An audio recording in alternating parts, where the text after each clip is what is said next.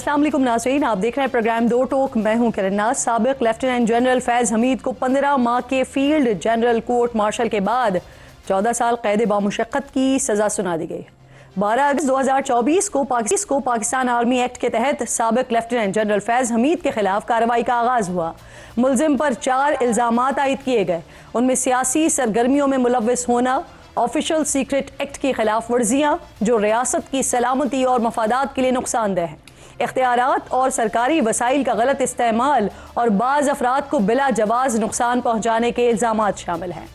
ISPR के मुताबिक मुलजिम को तमाम कानूनी हुकूक फराहम किए गए हैं। अपनी मर्जी की दिफाई टीम तैनात करने का हक भी हासिल था और मुजरिम को मुतल्लिका फोरम पर अपील का हक हासिल है। प्रेस रिलीज का आखिरी पैराग्राफ बहुत इंपॉर्टेंट है, जहां कहा गया है कि मुजरिम के सियासी अनासर के साथ मिली भगत के जरिए दानिस्ता तौर पर सियासी इश्तियाल अंगेजी और अदम इस्तेहकाम पैदा करना, इसके अलावा बाज़ दीगर मामलात में मुजरिम के मुलव्वस होने के मामले को अलहदा तौर पर निपटा जा रहा है। ये इंतहाई अहम है क्योंकि पिछले हफ्ते ही DG ISPR ने बताया था कि फैज़ हमीद के खिलाफ 9 मई से मुतल्लिक तहरीरें हैं। हमारे पास तो वो केस है, एक जनरल फैज हमीद का एक इससे जुड़ा हुआ केस है जो कि चल रहा है। उसके अलावा तो जो 9 मई के जितने ट्रायल के केसेस थे वो तो हम क्लोज कर चुके। फौज पाकिस्तान का नहीं, पाकिस्तान की कौम का मुकदमा है। Because in no country you can allow that it's armed forces army is attack. आप उनके शोधा की यादगारों पे हमला करें, आप उनकी तस्दीक करने की कोशिश करें and then you can walk away free, specially those who planned it, who abetted it and who were the mastermind behind. नाज़रीन, इस अहम मामले पर मजीद बात आगे बढ़ाने से पहले आपको फैज़ हमीद के खिलाफ गुज़िश्ता 15 माह में होने वाली कानूनी कार्रवाई की तफसीलात बता देती हूँ। फैज़ हमीद के खिलाफ फील्ड जनरल कोर्ट मार्शल की कार्रवाई 12 अगस्त 2024 को शुरू हुई थी।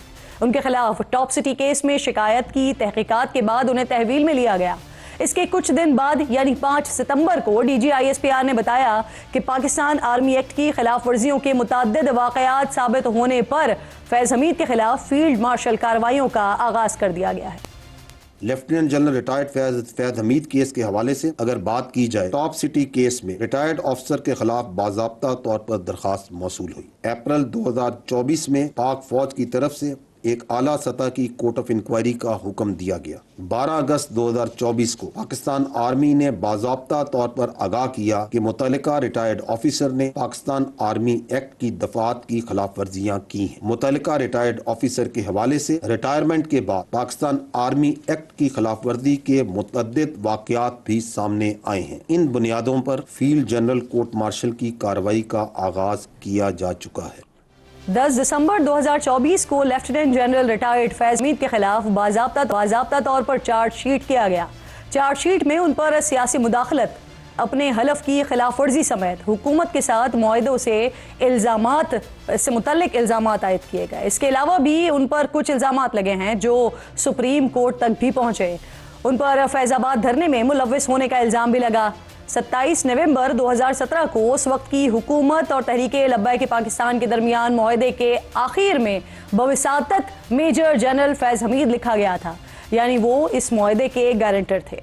2019 में सुप्रीम कोर्ट ने अपने फैसले में ऐसे अस्करी अफसरान के खिलाफ सख्त कार्रवाई का हुक्म दिया था जिन्होंने अपने हलफ की खिलाफ वर्जी करते हुए सियासी सरगर्मियों में हिस्सा लिया। लेकिन फिर अप्रैल 2024 में सुप्रीम कोर्ट के अहकामात पर बने 3 रुकनी फैज़ाबाद धरना इंक्वायरी कमीशन ने साबिक DG ISI lieutenant general retired फैज़ हमीद को क्लीन चिट दे दी थी और धरने की जिम्मेदारी पंजाब हुकूमत पर डाल दी थी। दिलचस्प बात यहाँ पर यह भी है कि उस वक्त पंजाब के वज़ीर आला शहबाज शरीफ थे और उन्हीं की हुकूमत में बनने वाले कमीशन ने यह रिपोर्ट मुरतब की। दीगर इल्ज़ामात में फैज़ हमीद पर सियासी मामलात में मुदाखलत, सियासी इंतकाम, गैर कानूनी गिरफ्तारियाँ और सियासी वफादारियाँ तब्दील करवाना भी शामिल है। इसके अलावा तहरीक इंसाफ दौर में फैज़ हमीद पर PTI के मुखालिफिन को जेलों में डालने, असेंबली इजलासों में अराकीन की हाजिरी पूरी करवाने और बजट मंजूर करवाने में भी किरदार अदा करने के इल्ज़ामात लगे हैं। इस्लामाबाद हाई कोर्ट के साबिक जज शौकत अजीज सिद्दीकी ने भी 2017 और 18 में फैज़ हमीद पर मुदाखलत के इल्ज़ामात आयद किए थे। माजी करीब में नून लीग के कायद वज़ीर आला पंजाब मरियम नवाज, कई सियासी रहनुमा फैज़ हमीद पर सियासत में मुदाखलत के इल्ज़ामात आयद करते रहे हैं। जनरल फैज साहब, आपको जवाब देना है कि आपने क्यों ایک حاضر سروس جج کے گھر جا کر ان پر آئین اور قانون کے خلاف فیصلہ کرنے کے لیے دباؤ ڈالا۔ جنرل فیض، یہ آپ کے حلف توڑنے کی صرف ایک مثال ہے، ایک۔ جنرل فیض، یہ سب کچھ آپ کے ہاتھوں سے ہوا ہے، جواب بھی آپ کو دینا ہوگا۔ جواب دو پاناما بینچ بنانے والے جنرل ریٹائرڈ فیض حمید، جواب دو۔ جنرل فیض دھمکاتا تھا، ڈراتا تھا ججز کو، ان کی ویڈیوز دکھاتا تھا اور اپنی من پسند فیصلے لیتا تھا۔ وہ تب بھی سہولت کار تھا، وہ آج بھی سہولت کار ہے۔ دوسری طرف 9 مئی کے حوالے سے نون لیگ قیادت اور دیگر سیاستدانوں کی طرف سے بھی جنرل فیض حمید پر الزامات عائد کیے جاتے رہے ہیں۔ پی ٹی آئی کو اقتدار میں لانے کا جو مین کردار تھے، ان میں سر فہرست جو ہے وہ فیض حمید صاحب تھے۔ یہ پارٹنرشپ جو ہے 2018 کے الیکشن سے پہلے کی چلی ہوئی ہے۔ 9 مئی کو بھی یہ پارٹنرشپ قائم تھی، 9 مئی کے بعد بھی یہ پارٹنرشپ چلتی رہی۔ جبکہ ناظرین، ISPR کی طرف سے اس حوالے سے ان پر باضابطہ طور پر کوئی الزام عائد نہیں کیا گیا۔ البتہ پہلے ISPR نے یہ کہا تھا کہ جنرل فیض کا مبینہ کردار 9 مئی کے واقعات میں سیاسی مفادات کے ساتھ علیحدہ سے زیر تفتیش ہے۔ تحریک انصاف دور حکومت میں فیض حمید کو سابق وزیر اعظم عمران خان کے کافی قریب سمجھا جاتا تھا، اور اسی دور میں وہ چیف آف آرمی اسٹاف کے عہدے کے مضبوط امیدوار بھی سمجھے جا رہے تھے۔ تحریک انصاف حکومت کے خاتمے کے چند ماہ بعد ہی یعنی دسمبر 2022 میں جنرل فیض حمید نے قبل از وقت ریٹائرمنٹ لے لی تھی۔ فیض حمید کا شمار ملکی تاریخ کے طاقتور ترین خفیہ ادارے کے سربراہان میں ہوتا تھا۔ ISI DG بننے سے پہلے وہ اسی ایجنسی میں DGC کے انتہائی اہم اور بااثر عہدے پر بھی فائز تھے۔ 2023 میں سابق army chief general Qamar Javed Bajwa سے ملاقات کا احوال سینئر صحافی جاوید چودھری نے اپنے کالم میں درج کیا تھا، جس کے مطابق جنرل ریٹائرڈ باجوہ نے بتایا تھا کہ ان کے اور مولانا فضل الرحمان کے درمیان رابطے کا ذریعہ فیض حمید تھے۔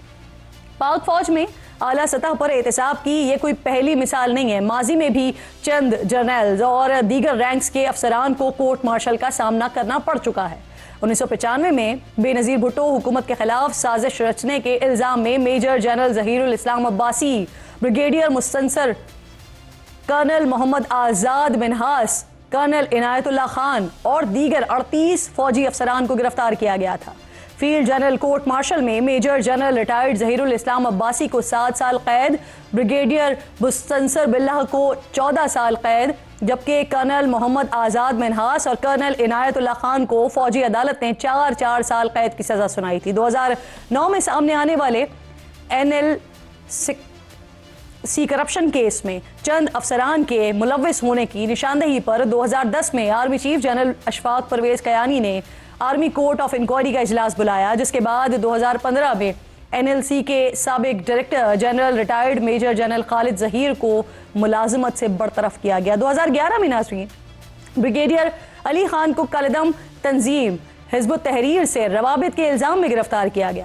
مقدمہ چلانے کے بعد اگست 2012 میں فیلڈ جنرل کورٹ مارشل نے بریگیڈیئر علی خان کو 5 سال قید بامشقت کی سزا سنائی تھی۔ بریگیڈیئر علی خان پر حکومت کا تختہ الٹنے کی سازش، فوج میں بغاوت کو ہوا دینے اور GHQ پر حملے کی منصوبہ بندی میں ملوث ہونے کے الزامات بھی عائد کیے گئے تھے۔ اس مقدمے میں میجر عنایت عزیز، میجر افتخار، میجر سہیل اکبر اور میجر جواد بصیر 3 سال سے 6 ماہ تک کی قید مامشقت کی سزائیں سنائی گئی تھی۔ اسی طرح 2019 میں lieutenant general retired Javed Iqbal کو فیلڈ جنرل کورٹ مارشل نے قومی سلامتی کے لیے نقصان دہ غیر ملکی ایجنسیز کے لیے جاسوس سمیت حساس معلومات افشا کرنے کے جرم میں 14 سال قید بامشقت سنائی تھی، جسے بعد ازاں مختلف مراحل میں کم کر دیا گیا، جس کے بعد وہ رہا ہو گئے۔ 2019 میں ہی سابق بریگیڈیئر راجہ رضوان کو سزائے موت سنائی گئی تھی۔ اسی طرح سینکڑوں افسران ہیں جن کے خلاف ماضی میں بھی کارروائیاں ہو چکے ہیں۔ اس پر مزید بات کرنے کے لیے پروگرام میں آج انتہائی معزز میں سب سے پہلے مجھے اسد قیصر صاحب جوائن کر رہے ہیں، سینئر رہنما ہیں، تحریک انصاف کے سابق قومی اسمبلی کے اسپیکر ہیں۔ بہت شکریہ اسد صاحب، آپ کے وقت کی شکر گزار ہوں۔ سب سے پہلے تو اسی سزا کے حوالے سے بات کر لیتے ہیں۔ فیض حمید کو 14 سال قید بامشقت کی سزا سنائی گئی ہے، اور اب یہ بھی وزراء کی جانب سے کہا جا رہا ہے کہ 9 مئی کے حوالے سے بھی الگ سے تحقیقات ہو رہی ہیں اس سارے معاملے پر۔ اسد صاحب، کس طرح سے دیکھ رہی ہے PTI سارے معاملے کو؟ سر بسم اللہ الرحمن الرحیم۔ سب سے پہلے یہ ہے کہ یہ ادارے کی اپنے انٹرنل ایک سسٹم ہے، ہم اس پہ جو بھی اس کا ایک نظام ہے وہ اپنے سسٹم کو اپنے دیکھتے ہیں. ہم سمجھتے ہیں کہ جو بھی ہو اس میں انصاف ہو اور کسی کے خلاف جو ہے نا ذاتی انتقام اور بدنیتی نہ ہو. بہرحال اس میں ہم تھوڑا اس لیے محتاط رہتے ہیں کہ یہ ایک ادارہ ہے، وہ ہمارے ملک کا سب سے اہم ادارہ ہے. ہم اس کے اندر کوئی زیادہ بات نہیں کر سکتے کہ وہ اس کا ایک ڈسپلن ہے، اس کا ایک نظم نظم ہے. اور مطلب ہم سمجھتے ہیں کہ اس ادارے کی نظم و ضبط جو ہے نا مزید ہی مضبوط اور پروفیشنل ہونا چاہیے. ہم اس سے زیادہ میں کمنٹ نہیں کروں گا. صحیح. اچھا اسد صاحب، اب جب یہ سزا ہمارے سامنے کل اس کا اعلان ہو گیا تو اس کے بعد بہت سارے وزراء کی جانب سے یہ اب اشارہ دیا جا رہا ہے، کیونکہ 9 مئی کے معاملات میں بھی تحقیقات چل رہی ہیں، تو شاید عمران خان کے حوالے سے بھی بات کی جا رہی ہے کہ اب ان کا معاملہ بھی فوجی عدالت میں چل سکتا ہے، ان کا ٹرائل وہاں پر ہو سکتا ہے. تو اگر ایسا ہوتا ہے، اس طرف سچویشن جاتی ہے، تو پاکستان تحریک انصاف کی حکمت عملی کیا ہوگی سر؟ دیکھیں، مسلم لیگ نون اور اس وقت جو اقتدار پہ بیٹھے ہیں، ناجائز طور پر اقتدار میں بیٹھے ہیں، ان کے پاس کوئی اخلاقی جواز نہیں ہے. عوام نے اس کو مینڈیٹ نہیں دیا. یہ ووٹ چور لوگ ہیں، اور ان کے پاس اس کے بعد علاوہ اور کیا راستہ ہے کہ یہ عمران خان سے، کیونکہ خوف نیند میں بھی اس کو عمران خان سے جو ہے نا ڈر لگتا ہے. تو اس صورتحال میں تو وہ ہر صورت میں وہ تو اس کا مقابلہ نہیں کر سکتے، عوام میں نہیں جا سکتے، نہ عوام اس کے ساتھ ہے، بلکہ یہ تو پبلک جگہوں پہ نہیں جا سکتے. ان کی تو بتا دیں کہ آپ کہیں جائیں، کوئی شاپ میں جائیں، کوئی بازار میں گھوم پھر لے، تو ان کو اندازہ ہو جائے گا کہ مطلب اس کے ساتھ لوگ کیا رویہ رکھتے ہیں. تو یہ تو ابھی ان کے پاس تو کوئی راستہ نہیں ہے. بس یہ چاہتے ہیں کہ کسی طرح جو ہے نا پی ٹی آئی کو اداروں کے ساتھ لڑایا جائے. بلکہ ہم فارم ہیں، ابھی تک ہم جو بھی کر رہے ہیں بہت سوچ سمجھ کر احتیاط کے جی. ساتھ اپنے فیصلے کر رہے ہیں. ہم کسی طور پر اپنے اداروں کو نہ کمزور کرنا چاہتے ہیں، نہ کسی ادارے کے خلاف جو ہے مہم جیوی کا حصہ بنیں گے. اچھا اسد ہم صاحب، پولیٹیکل مقابلہ یہاں کریں پر گے. ایک سر سوال یہ کہ جو پاپولیرٹی کی آپ بات کر رہے ہیں اس پہ تو سر کوئی سوال نہیں ہے، لیکن پاپولیرٹی کا تعلق کوئی بھی کسی بھی جرم سے تو نہیں ہو سکتا. اگر فیض حمید ہی خان صاحب کا نام لے لیتے ہیں اور پھر اگر یہ معاملہ عدالتوں میں چلتا ہے، دین آپ لوگوں کی کیا حکمت عملی ہوگی سر؟ اگر مگر تو بہت باتیں ہو سکتی ہے. جو ہوگا ٹائم کے ساتھ، وقت کے ساتھ دیکھا جائے گا. ہم جو ہے نا ہم تو اس وقت جو یہ 26ویں آئین اور 27ویں آئینی ترمیم ہوا ہے، اس کے اوپر تو ہمیں بہت سیریس کنسرن ٹھیک. کیا ہے. ہمیں اس پہ بدترین جی تشویش ہے کہ انہوں نے عملاً طور پر جی. جو ہے نا عدلیہ کو مفلوج کر دیا ہے. عدالتیں جو ہے نا اس کے اوپر اسد صاحب ایک سوال سر یہ بھی ایگزیکٹو اور کہ سے آپ کی بڑھا بات دیا گیا درست ہے. کہ جب وقت آئے گا اس وقت سچویشن کو دیکھا جائے گا اسد صاحب، لیکن خان صاحب کے اپنے آن ریکارڈ سٹیٹمنٹس موجود ہیں. آپ کی حکومت جانے کے بعد جب خان صاحب بات کیا کرتے تھے تو انہوں نے یہ کہا کہ ہمیں تو بجٹ بھی پورے کروانے کے لیے، بندے پورے کروانے کے لیے فون کالز کروانی پڑتی تھی. تو یہ آن ریکارڈ سٹیٹمنٹ ان کا موجود ہے سر. اگر یہ بیانات بھی ثبوت کے طور پر پیش کیے جاتے ہیں تو آپ نہیں سمجھتے کہ یہ پریشانی کا باعث بن سکتے ہیں سر؟ دیکھیے، پریشانی کیا، اب کیا ہمارے پاس کوئی مطلب کیا کمی ہے؟ جو جتنی بھی ہوں گی بس دیکھے جائے گا. مطلب یہ ہے کہ عمران خان جیل میں ہے، اس کی بیوی جیل میں ہے، اس کی پوری پارٹی لیڈرشپ جیل میں ہے، اس کی پارٹی کو جو ہے نا توڑ پھوڑ کے لیے تمام حربے استعمال کی جا رہے ہیں. جو ہم پارٹی سے جو ہے نا نشان چھین لیا گیا. جو پارٹی کی جو زور سیٹیں تھی جی. وہ ریوڑیوں کی طرف جو ہے نا بندرباٹ کی گئی. اور یعنی کیا ابھی مزید ایک سختی بڑی کے لیے بات یا یہ ہے، مزید اگر آپ پریشانی کے سمجھتے ہیں لیے اسد صاحب ذہنی طور پر آپ لوگ تیار ہیں؟ اب مجھے فرمائیے سر، وزیر دفاع یہ دعویٰ کر رہے ہیں کہ 2022 میں فوج کے نئے سربراہ کی تعیناتی کے دوران جنرل باجوہ نے 8-9 دن مزاحمت کی. مجھے کوئی علم نہیں ہے، اور چونکہ آپ کو پتہ ہے ہمارے اس کے ساتھ یہ جو تھوڑا جرت کرے بتا دے کہ اس کو تھوڑی بہت ٹیلی فون میں آ جاتی ہے تو پھر اس کی دماغ ٹھیک ہو جاتی ہے.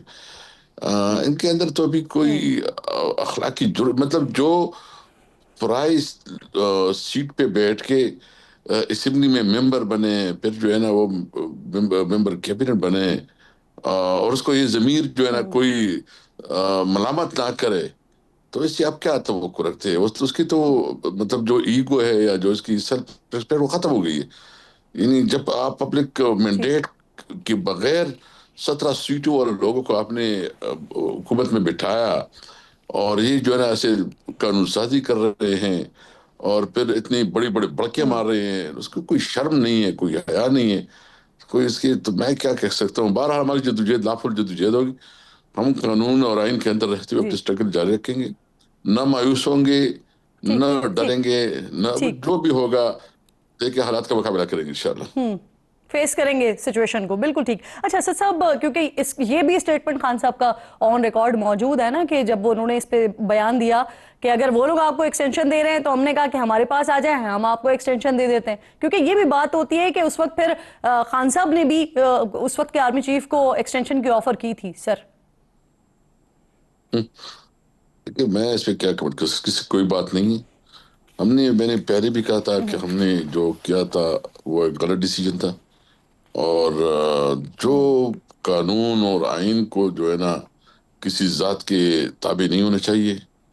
قانون کو, آئین کو میرٹ کے مطابق جو ہے نا جو اس کا مینڈیٹ ہوتا ہے اس کے مطابق آگے بڑھنا چاہیے. ٹھیک. ویسے خان صاحب کا اپنا اسٹیٹمنٹ اسد صاحب موجود ہے. مجھے یہ فرمائیے سر, رانا ثناء اللہ صاحب ہو گئے یا اختیار ولی صاحب ہو گئے, یہ لوگ باتیں کر رہے ہیں کہ یہ آپشن بھی زیر غور ہے کہ اڈیالہ سے کہیں اور خان صاحب کو منتقل کر دیا جائے سر, اور اس پر سنجیدگی سے غور ہو رہا ہے. آپ لوگ بھی غور کر رہے ہیں اس بات پر؟ نہیں, ویسے بھی اس نے کوئی چیز تو چھوڑی نہیں ہے. اس نے تو عملاً اس ملک کو بنانا ریپبلک بنا دیا ہے. اور دیکھیں پہلے تو یہ ضرورت نہیں کریں گے. اگر انہوں نے اس قسم کی بیوقوفی کی تو اس کو وہ خمیزہ بیکنا پڑے گا کہ یہ اس کے سوچ سے بھی باہر ہوگا.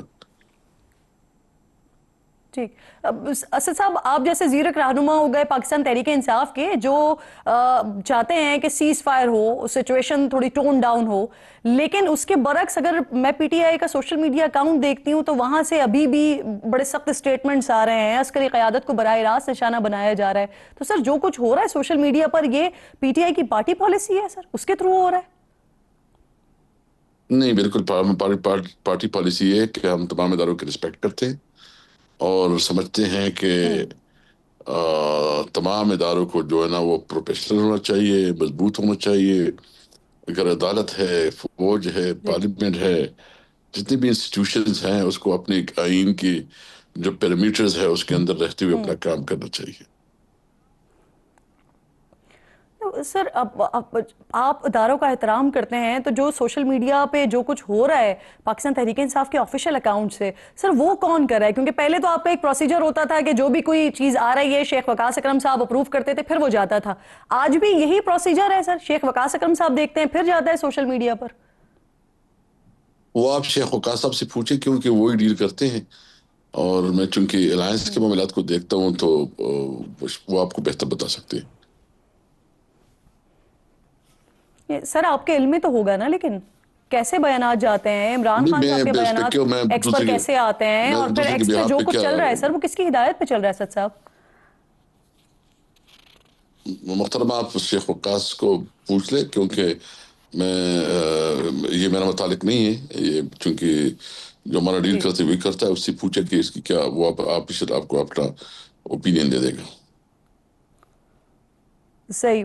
بہت شکریہ سر, تھینک یو سو ٹائم کے لیے. بڑے عرصے بعد اسد قیصر صاحب آج پروگرام میں اب شرکت کیا ہے آپ نے, آپ کے وقت کی بہت شکر گزار ہوں. میرے انتہائی معزز مہمان وزیر مملکت برائے داخلہ طلال چودھری صاحب پروگرام میں میرے ساتھ موجود ہیں. آپ کے وقت کی بہت شکر گزار ہوں طلال صاحب.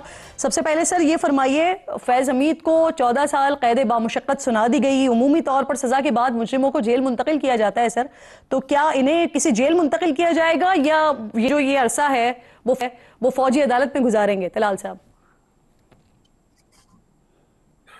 بسم اللہ الرحمن الرحیم. دیکھیے یہ آپ کو پتہ ہے یہ کورٹ مارشل ہوا ہے, اور اس کا وہ کہاں یہ عرصہ گزاریں گے اس کا فیصلہ بھی انہی کا ادارہ کرے گا, اور یہ بہتر D G I S P R یا وہی جواب دے سکتے ہیں کہ وہ بقیہ عرصہ کہاں گزاریں گے. صحیح. طلال صاحب, میاں صاحب سے بات ہوئی ہے اس سلسلے میں آپ کی؟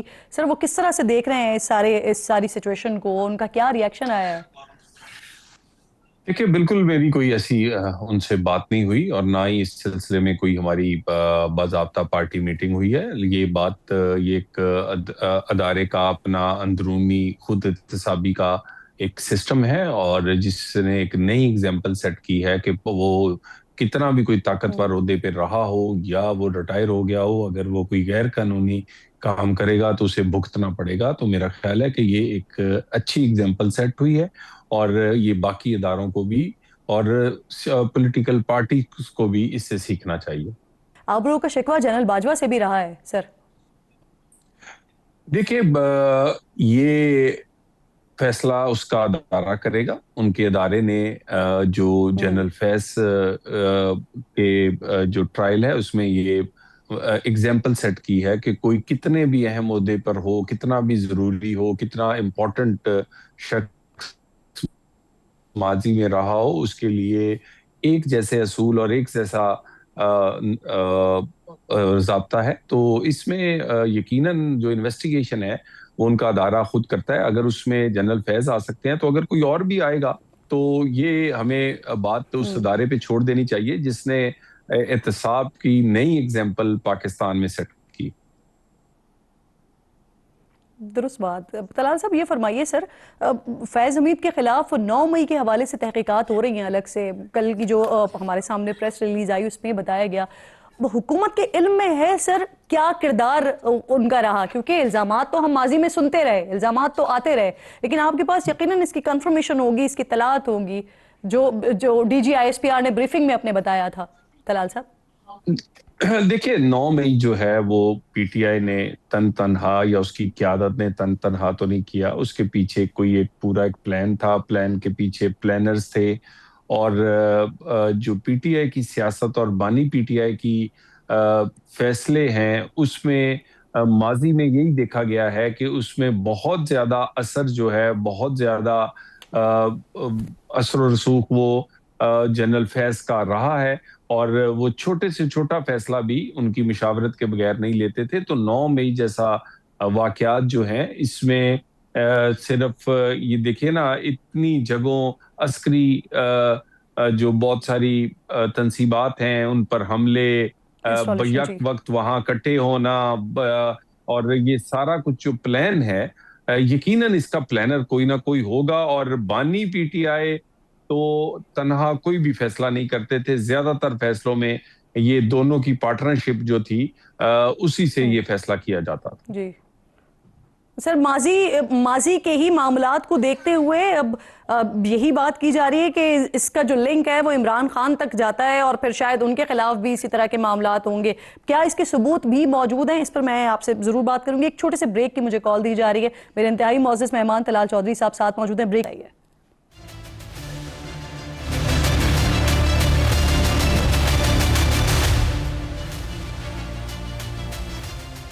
پروگرام میں ایک بار پھر آپ کو خوش آمدید کہوں گی. انتہائی معزز طلال چودھری صاحب ساتھ موجود ہیں. طلال صاحب, سوال میں سر آپ کے لیے چھوڑ کر گئی تھی کہ کیا اس کے ثبوت بھی موجود ہیں, کیونکہ بانی پی ٹی آئی کے حوالے سے بھی بات کی جا رہی ہے کہ اب معاملہ وہاں تک جائے گا, یہ جو 9 مئی کے حوالے سے جو چیزیں ہوئی ہیں. سر دیکھیں, اگر ایک ادارے نے اپنے اتنے بڑے افسر کو اپنے سزا دی ہے تو دوسروں کو بھی معافی تو نہیں ملنی چاہیے.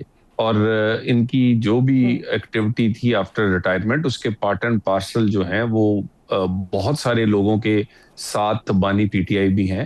اور یہ ساری باتیں, یہ سب سے پہلے تو پی ٹی آئی کو خود چاہیے تھا کہ وہ اپنے آپ کو اس طرح کے لوگوں سے, ان کی جو سیاسی ونگ ہے وہ اپنے آپ کو علیحدہ کر لیتا اس انتشاری ٹولے سے.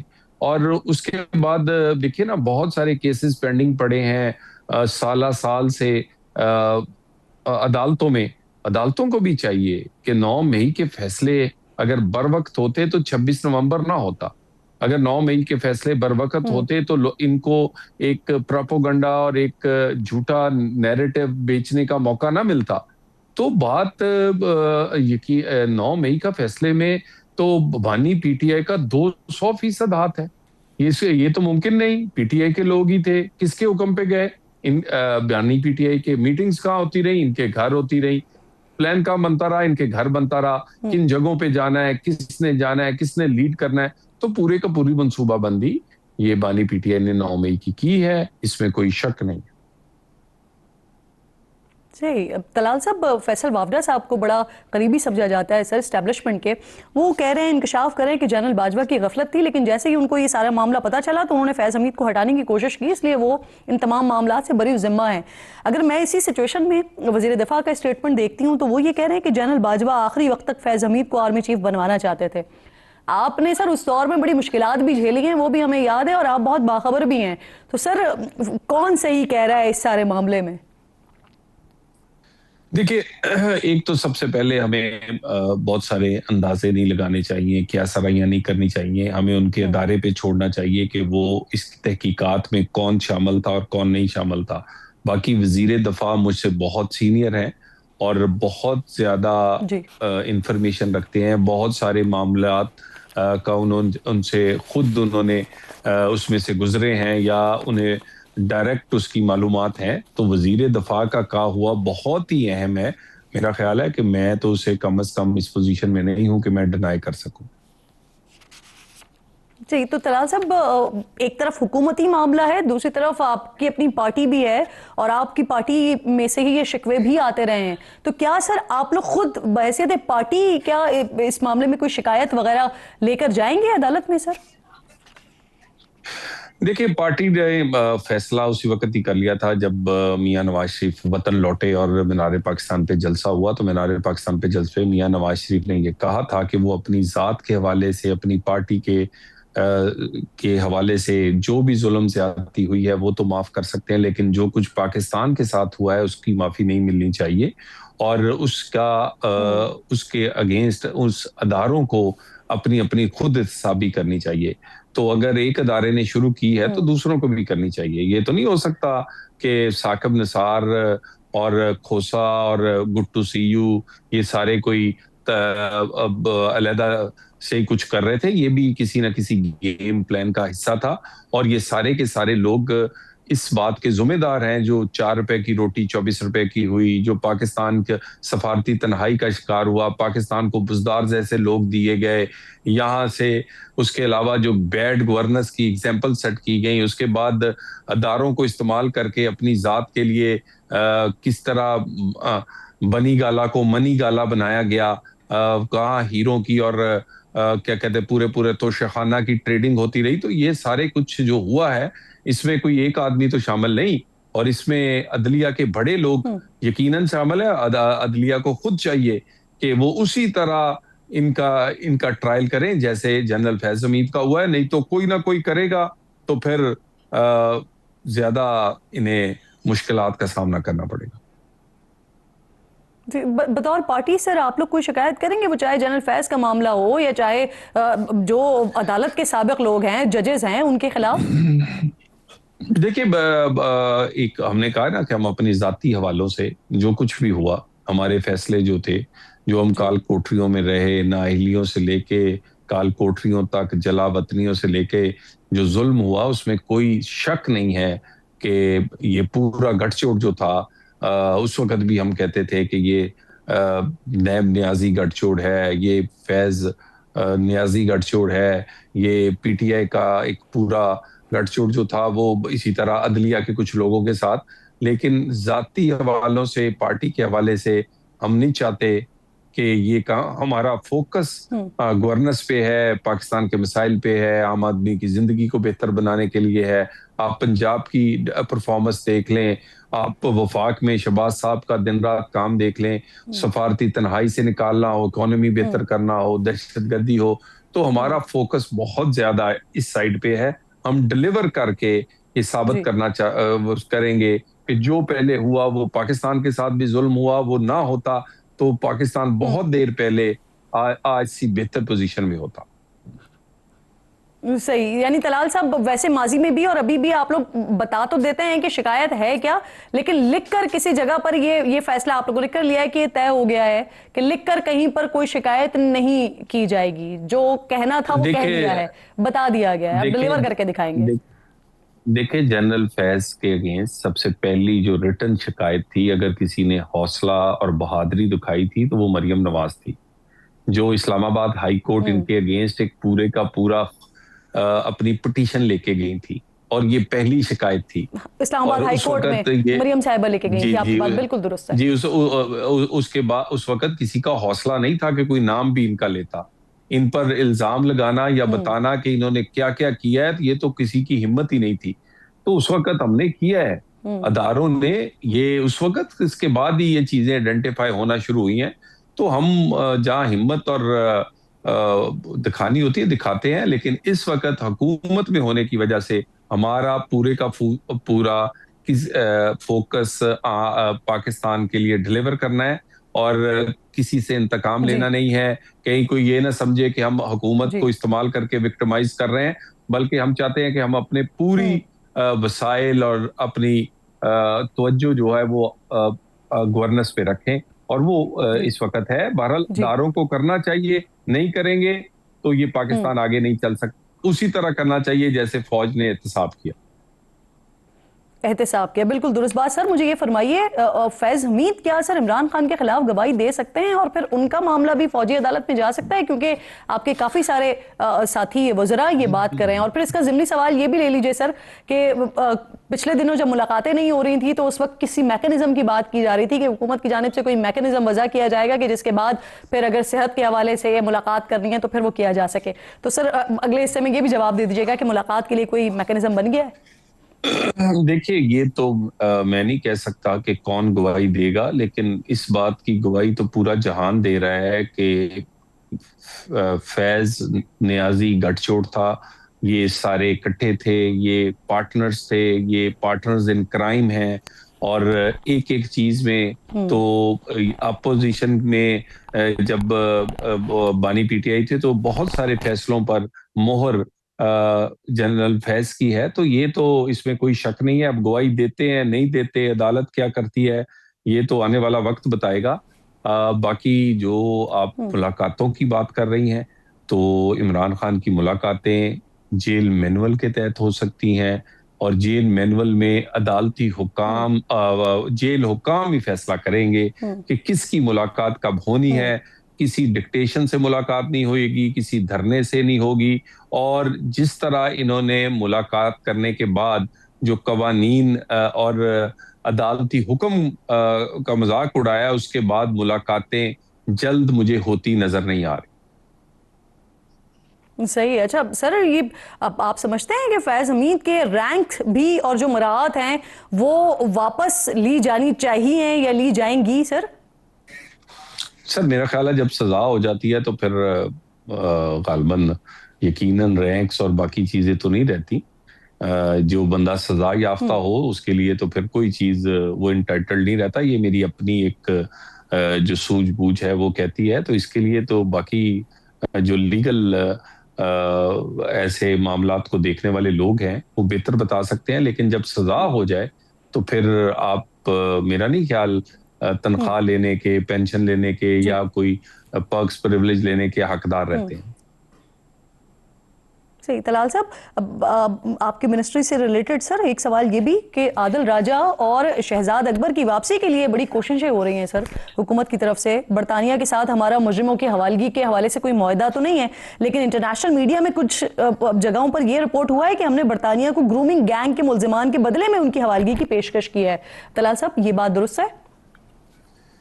دیکھیے کسی کوئی بارگیننگ نہیں ہو رہی، کوئی کنڈیشنل چیزیں نہیں. برطانیہ کے ساتھ ہمارے بڑے زبردست تعلقات ہیں. ابھی بھی برطانوی وزراء اور ہمارے وزراء ایک دوسرے سے رابطے میں رہتے ہیں، حکومتیں رابطے میں رہتی ہیں. بڑا اچھا کوآپریشن چل رہا ہے ہمارا. بہت زیادہ کوئی 1.5 بلین سے 2 ملین کے قریب پاکستانی جو ہیں ہمارے بھائی بہن ادھر رہتے ہیں، تو ہمارا ان سے ایک بڑا مضبوط رشتہ ہے.